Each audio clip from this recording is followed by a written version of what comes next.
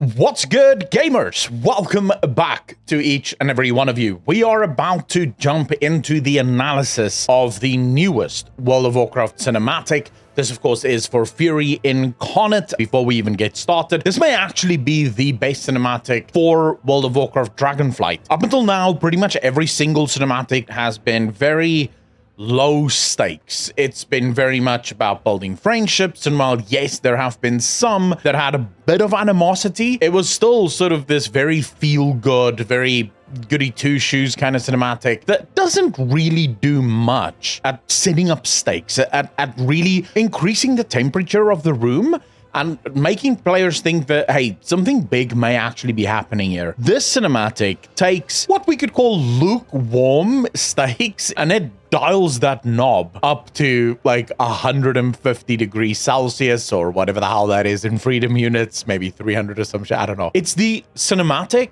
that I think Dragonflight has been missing. It's the cinematic that we've needed to see. And Fyrakk does, it's such a good job in this cinematic of setting up that stakes and then being the villain that I think World of Warcraft has needed for some time. But we're going to get into all of that and more in the video. So stick around because this one's going to be nuts. There's a lot of things to go through. Little green dragon.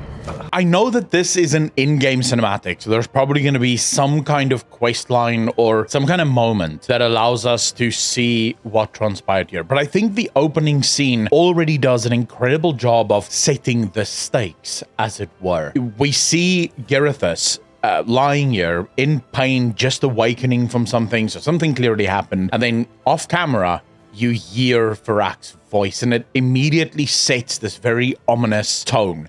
You know something big is going to happen right from the get-go. It is very good storytelling. All alone. I was hunting the aspect of your kind. Your dear mother. I feel like we have to talk about Fyrakk and why Fyrakk is such a phenomenal villain. One of the biggest complaints about Zuvul was that he was one-dimensional, he had the depth of a puddle, there really was nothing there. You could make those exact same claims about Fyrakk, so what exactly is the difference? Zuvul was being sold by the writers as this 5D chess, Giga Chad, big head player, that he's playing a game that no one else can even get close to. Like, he's been pulling the strings for so many years behind the scenes and no one even knew. But then all of his voice lines, all of his appearances, everything he ever said, it didn't come across as this 5D chase Giga Chad. It came across as like, oh, look, the nipple guy is back. They were trying to sell him as very deep. There's something there, but it was never actually showcased within the game. Fyrakk is the complete opposite. They are trying to write Fyrakk as this very one-dimensional kill, kill, kill. I will burn the world down just purely for the warmth, right? He doesn't really care about anything other than spreading his flames wherever they may go. Every single time we've seen him so far in cinematics, that's been the front and center, in your face. That's who Fyrakk is. There's no getting around it. There's no denying it. He is just your quintessential bad guy. And that's a phenomenal use of quote-unquote one-dimensional characters. Now, time will tell whether or not more depth will be added to Fyrakk as things go on, especially as you see later in this video. Now, spoiler alert, there's going to be a lot of spoilers in this one, but when you start to see the void take place, that could definitely add another layer to Fyrakk, and he struggles with the void. The relationship that him and Vyranoth is going to set up, that could set up some different layers to Fyrakk. But for now, up until this point, he was really just sold as this one-dimensional, look at me, ma, I'm going to burn the world down kind of character. And I'm here for that. But you will have to do. What do you want? I know what your flight is hiding. A fledgling world tree. Locked away in your emerald dream.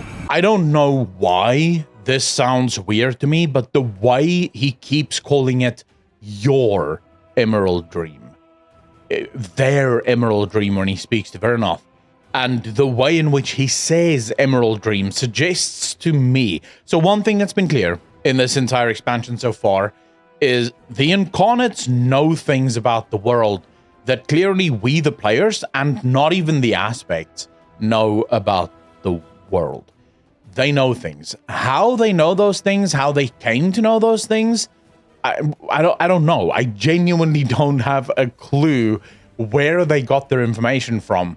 But the ways in your Emerald Dream, the way he says that suggests there's something about this Emerald Dream that they themselves don't even know about.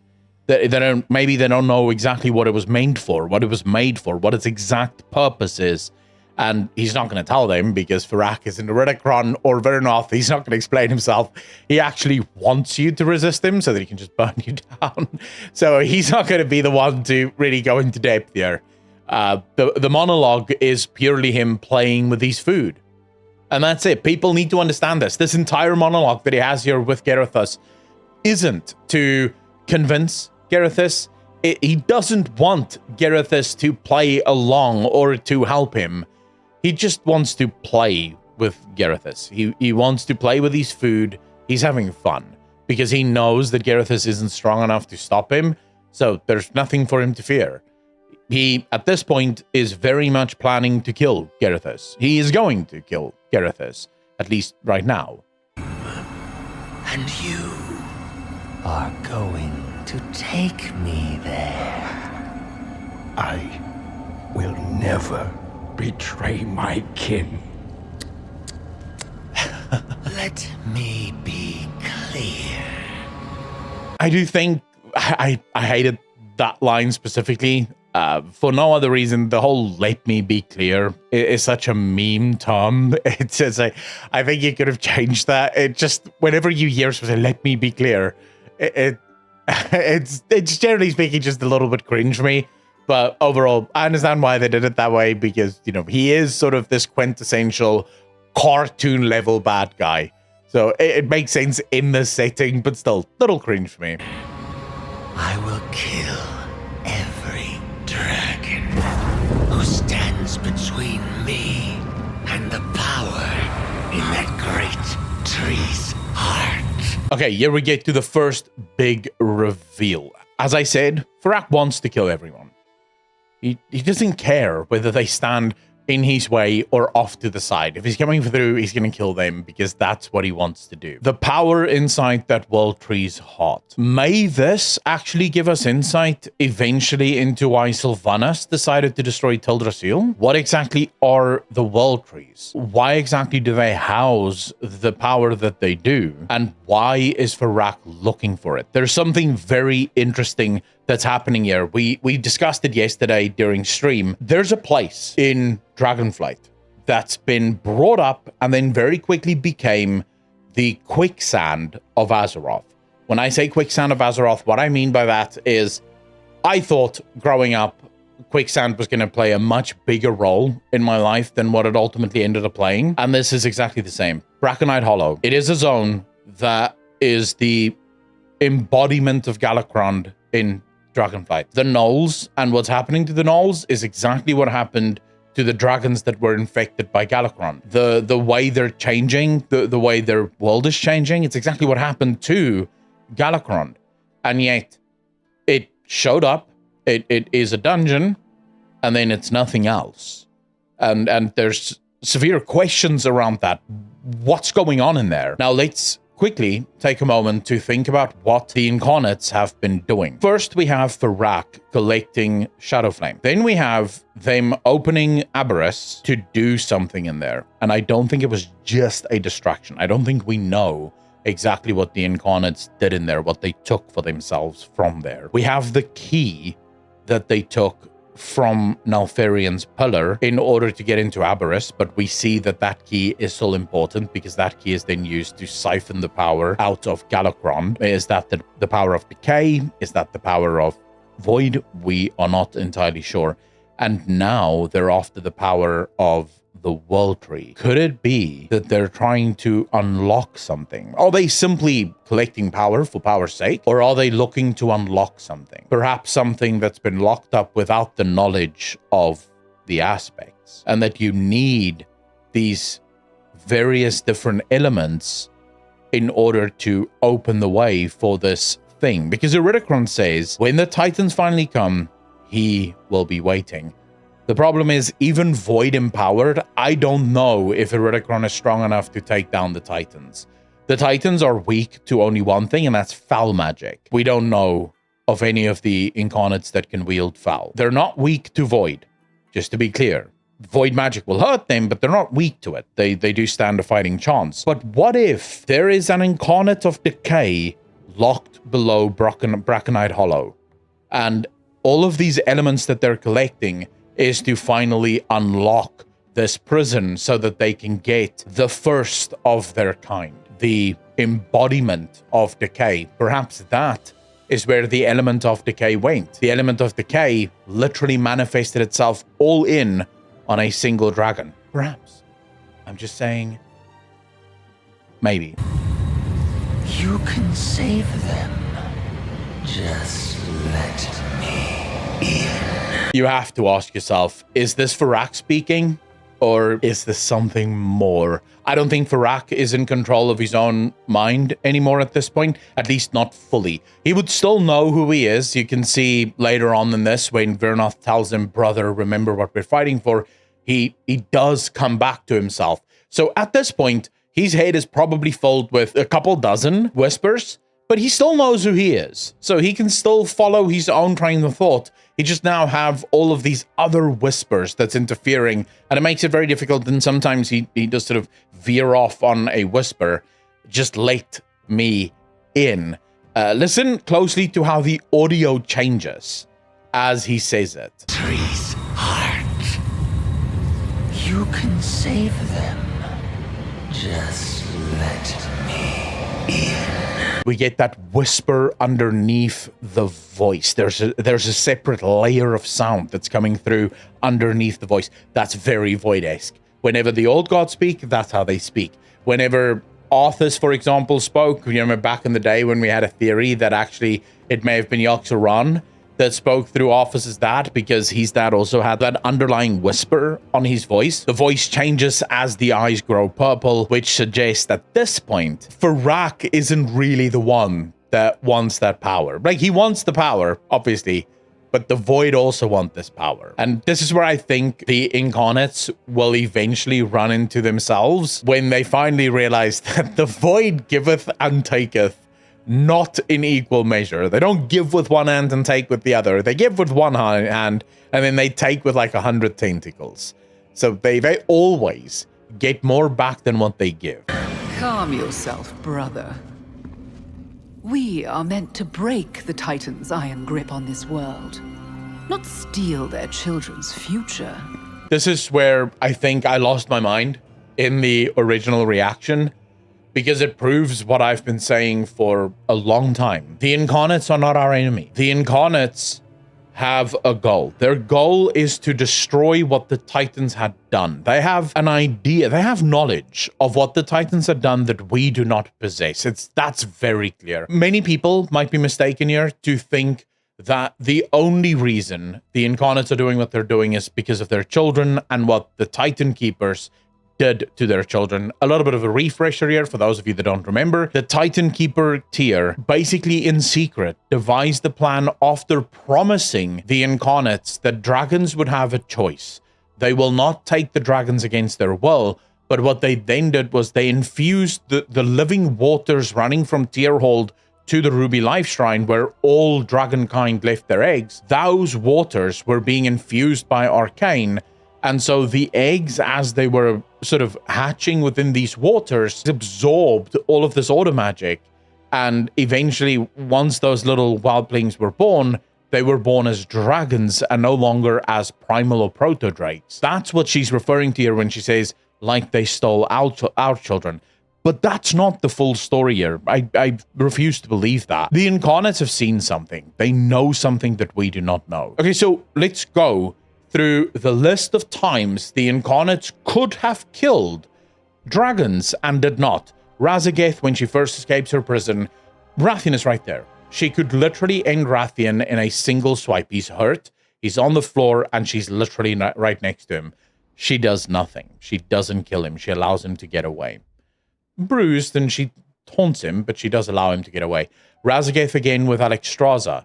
She has Alexstrasza on the back foot. She's clearly much more powerful than Alexstrasza, yet she doesn't kill Alexstrasza. Razageth hates Alexstrasza, don't get me wrong, but she doesn't kill her. Then we have Iridikron. Iridikron has the opportunity to kill Chromie. He could. He's much more powerful than Chromie, yet he does not. Instead, he talks to her. He tries to convince her. The Incarnates, time and time again, do not capitalize on their opportunities for victory. If Razageth killed Alexstrasza, it pretty much falls apart. The dragons fall apart. Without their queen to guide them, it would be absolute madness within their ranks.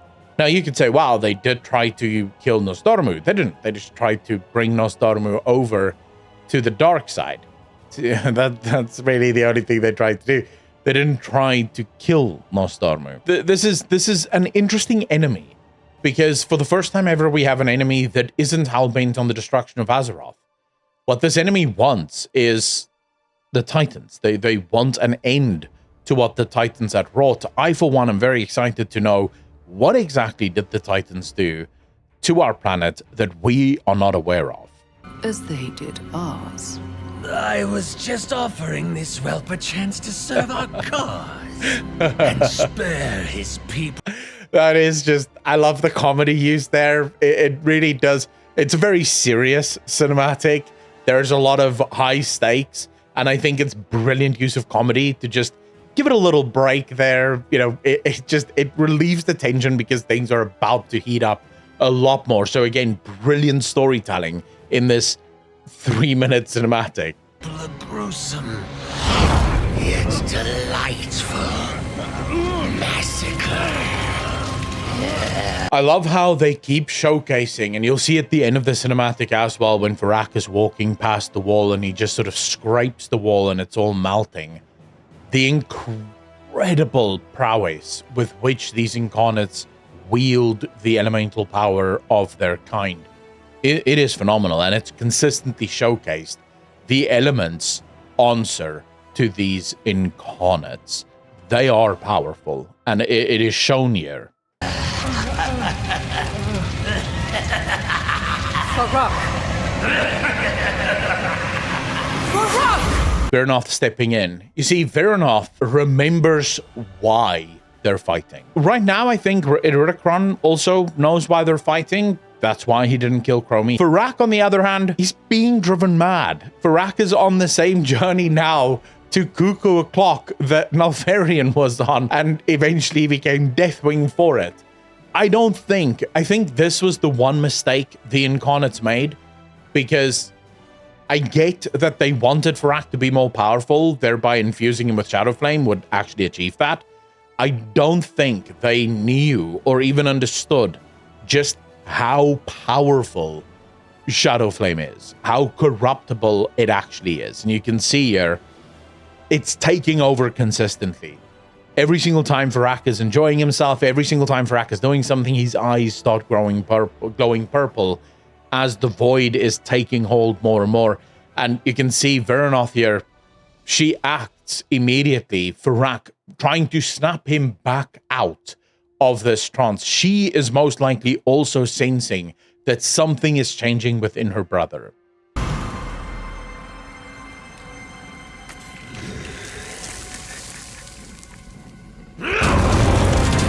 The madness immediately. What did Deathwing do?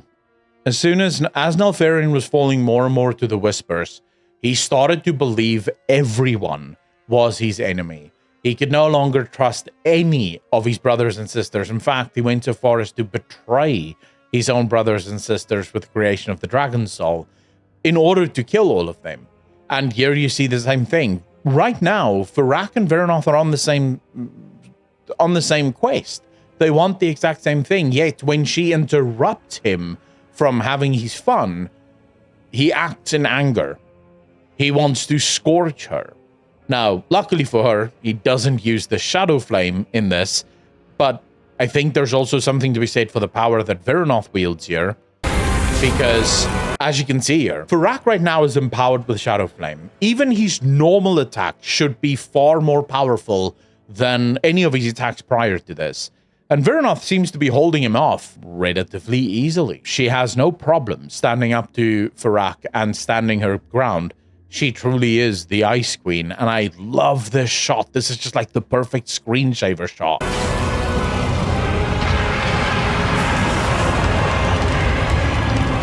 Brother, remember what we are fighting for. There's that moment that I spoke about earlier, the realization that, oh shit, what am I doing? But you can already see the madness creeping in. What am I doing? Fuck, I shouldn't have done that, but I still wanted to kill him, you know. So be it. I'll find another way into their precious dream. Remember what I said at the beginning? Every single time he speaks about the dream, it's as if he knows something that we do not. And my question is, what does he know that we do not know? And then the power that grows within will be ours. He's not talking about the Incarnates here. Will be ours, that's to himself. He has whispers in his head. There are many, many things speaking at the same time. The hours he's referring to here is the void. It's his. It's going to be his and all of his voice's power. That's what he's referring to here. I think that's why it's set up to be this ominous with Vyranoth in the background. Fyrakk sort of whispering it almost to himself. She's obviously hearing it, but he is sort of whispering it to himself. Will be ours. He's no longer working with the Incarnates.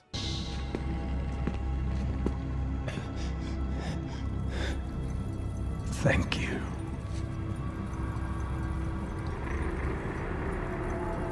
I just love the look of disgust on her face there when he says thank you, and she looks at him, and then she's almost like disgusted. She's like, I didn't do this for you. I did this for my brother. I don't want my brother to go down this route. I didn't do this for you. You don't matter to me. Now, this is where I think it's important to note something will change. And the change that I think, a lot of people have said they think Vyranoth will finally join us against their brothers.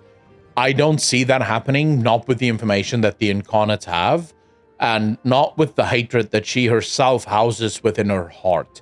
She may not agree with what Fyrakk is doing. She may not agree with what Eridicron is about to do, but that does not mean that she now suddenly agrees with the Titans. What I think is going to happen here is Vyranoth, most likely, and this is what I would like to see happen, will bring all of us over to her initial goal, to the original goal of the Incarnates, not the one that eventually became their goal. Remember, Eridicron struck a number of very dangerous deals towards the end of his war, during the War of the Scaleborn. And one of those deals we now know was with the Void. At this point, Vyranoth would have very little knowledge of exactly what the Void is and of exactly how the Void operates. She will know to some extent, obviously she's not a moron, but she has never really dealt with the Void. And she may actually believe that the Void at this point is a better alternative and that the Void wants something different to what the Titans wanted, but ultimately what she wants and what the original goal of the Incarnates were was an Azeroth free from cosmic interference. An Azeroth that was allowed to exist on its own. That's what she wants.